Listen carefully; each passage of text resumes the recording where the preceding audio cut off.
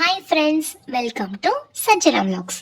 நம்ம இன்னைக்கு gold savings தான் பார்க்க போகிறோம். கோல்டை நம்ம எந்தெந்த விதத்துலலாம் சேவ் பண்ணி வைக்கலாம், எப்படிலாம் கோல்டு வாங்கலாம் அப்படின்றதான் இன்னைக்கு வீடியோவில் பார்க்க போகிறோம். சரிங்களா?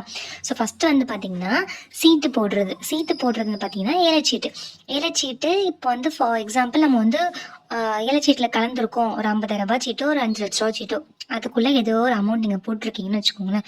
2 லட்ச ரூபா அமௌண்ட் நீங்கள் போட்டிருக்கீங்க. அந்த அமௌண்ட் ஏலச்சீட்டு நீங்கள் ஏல விடும்போது நீங்கள் முன்னாடியே எடுத்தாலும் உங்களுக்கு இதில் லாபம் தான். ஏன்னா கோல்டு விலை ஏற ஏற கண்டிப்பாக சீட்டு முடியும் போது நீங்கள் கோல்டு வாங்குறதுக்காகவே சீட்டு போடுறீங்க அப்படின்னா நீங்கள் ஏலம் போய் சீட்டு எடுக்கிறது உங்களுக்கு லாபமாக தான் இருக்கும். ஓகேங்களா?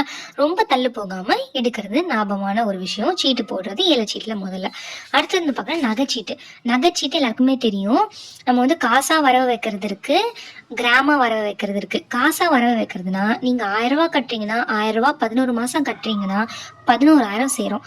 அன்னைக்கு ரேட்டுக்கு 11,000க்கு எவ்வளோ வாங்க முடியுமோ அதை வாங்குறது தான் காசாக வரவு வைக்கிறது.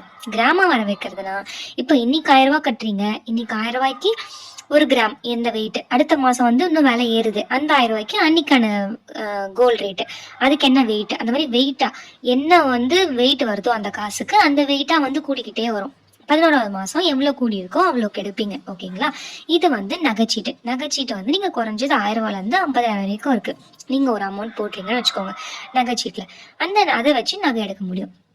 இப்போ கோல்ட் காயின் வந்து நம்ம தங்க நாணயத்தை எப்படி மில்லிகிராம்ல வாங்கலாம் அப்படின்னு சொல்லிட்டு நான் சொல்லியிருக்கேன். நான் வந்து 100 மில்லிலேருந்து இருக்குது, ஜிஆர்டியில் 100 மில்லி இருக்குன்னு சொல்லியிருக்காங்க. நான் இன்னும் வாங்கினதில்ல 100 மில்லி. ஆனால் 1 கிராம் காயின்லேருந்து நான் வாங்கியிருக்கேன். 1 கிராம்லேருந்து 1 சரண் காயின் நான் வாங்கியிருக்கேன். ஓகேங்களா? இப்போ 100 மில்லி நான் காயின் வந்து சீக்கிரமாக வாங்கிட்டு அந்த வீடியோ நான் உங்களுக்கு போடுறேன். அது மாதிரி 100 மில்லிலேருந்து 10 கிராம் வரைக்கும் நம்ம வந்து கோல்ட் காயின் வந்து வாங்கலாம்.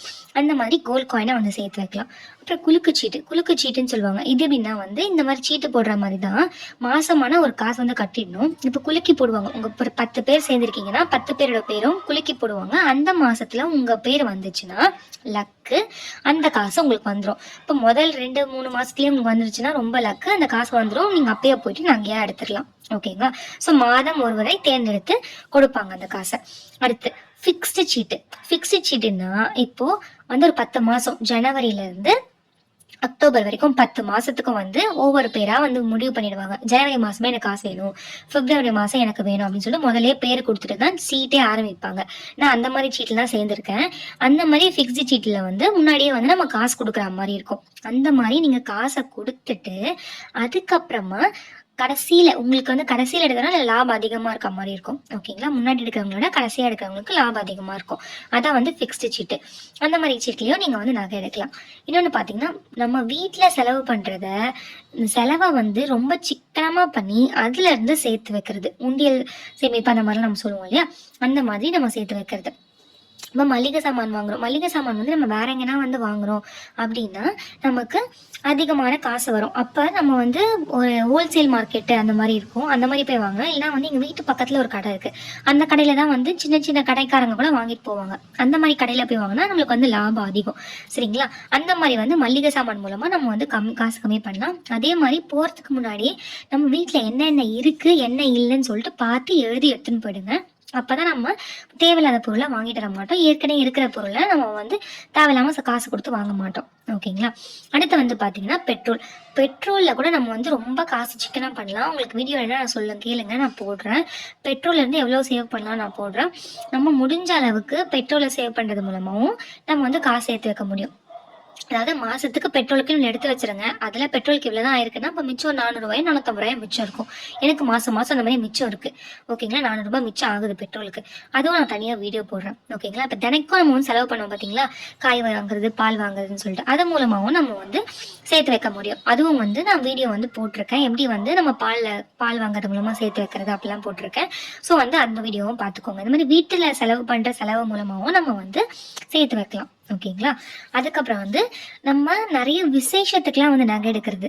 நான் வந்து நம்ம பிறந்த நாளைக்கு, தீபாவளிக்கு, பொங்கலுக்கு, அந்த மாதிரி நல்ல விசேஷ நாளுக்கெல்லாம் வந்து தங்க காணை எடுத்து வச்சுக்கிறது. அது வீட்டுக்கு வந்து நம்ம புதுசாக மகாலட்சுமி வரா மாதிரியும் இருக்கும், நமக்கு கோல்டு சேர்ந்த மாதிரியும் இருக்கும். ஓகேங்களா? ஸோ அந்த மாதிரி எடுக்கிறது ரொம்ப விசேஷம். அதனால விசேஷன்றதை விட நம்மளுக்கு ஏதோ ஒரு வகையில நம்மளுக்கு கோல்டு காயின் சேருது அப்படிங்கிறதுக்காகவாச்சு அந்த மாதிரி நாளில் நம்ம நகை எடுத்து வைக்கலாம். அதுக்கப்புறம் பார்த்தீங்கன்னா தீபாவளிக்கு போனஸ் கொடுப்பாங்கல்ல, தீபாவளிக்கு வந்து வருஷத்துக்கு ஒரு வாட்டி வந்து கம்பெனிலேருந்து போனஸ் கொடுப்பாங்க, இல்லைன்னா எப்பயோ ஒரு வாட்டி போனஸ் கொடுப்பாங்க, எல்லா கம்பெனியும் போனஸ் கொடுப்பாங்க இல்லையா. அந்த போனஸ் காசு செலவே பண்ணாமல் நேராக நகை கடைக்கு போயிட்டு நகையை எடுத்து வச்சுக்கோங்க.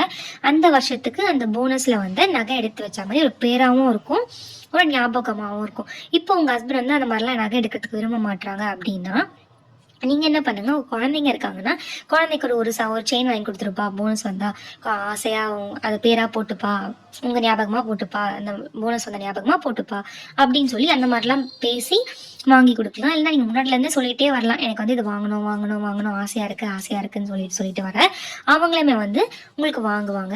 இல்லை முடிஞ்ச அளவுக்கு அவங்ககிட்ட பேசி, இல்லைனா வந்து நீங்கள் சிக்கனம் பண்ணி ஃபஸ்ட்டு வந்து சீட்டு போட பாருங்கள். நீங்கள் சீட்டு போட்டு ஒரு நகை எடுத்ததுக்கப்புறமா நான் வந்து நீ கொடுக்குற காசை வச்சு நான் சிக்கனம் பண்ணி சீட்டு போட்டு இந்த நகை எடுத்திருக்கேன் அப்படின்னு அவங்களுக்கு தெரிய வரும்போது அவங்க இன்னும் உங்களுக்கு எக்ஸ்ட்ராவாக காசு கொடுக்கறதுக்கு சான்ஸ் இருக்குது. அப்போது நீங்கள் இன்னும் கொஞ்சம் நகையும் வாங்கலாம், அதிகமாக வாங்கலாம். இன்னொன்று வந்து மாதத்துக்கு ஒரு காயின் அந்த மாதிரி வந்து வாங்குறது.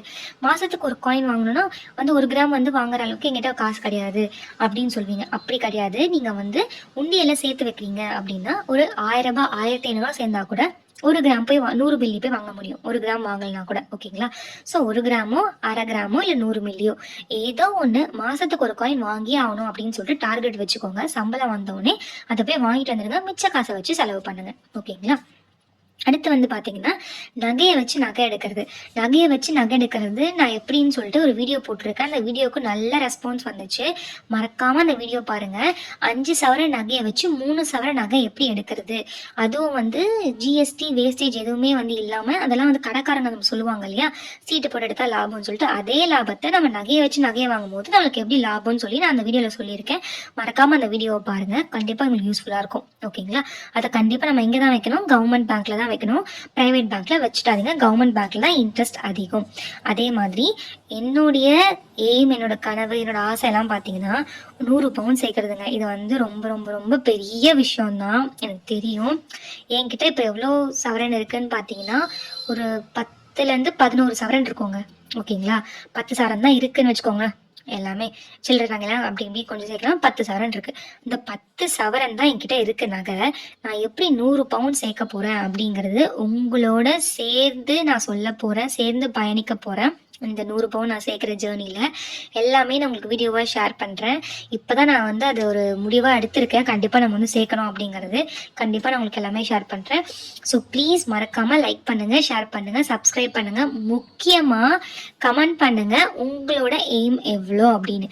என்னோட எய்ம் 100 பவுன், உங்களோட எய்ம் எவ்வளோன்னு மறக்காமல் கமெண்ட் செக்ஷனில் கமெண்ட் பண்ணுங்கள். அதுக்கு எதனா ஹெல்ப் பண்ணணும்னா என்னால் முடிஞ்ச ஹெல்ப் நான் உங்களுக்கு கண்டிப்பாக பண்ணுறேன். தேங்க்யூ ஃப்ரெண்ட்ஸ், நெக்ஸ்ட் வீடியோவில் பார்ப்போம். Bye. Take care.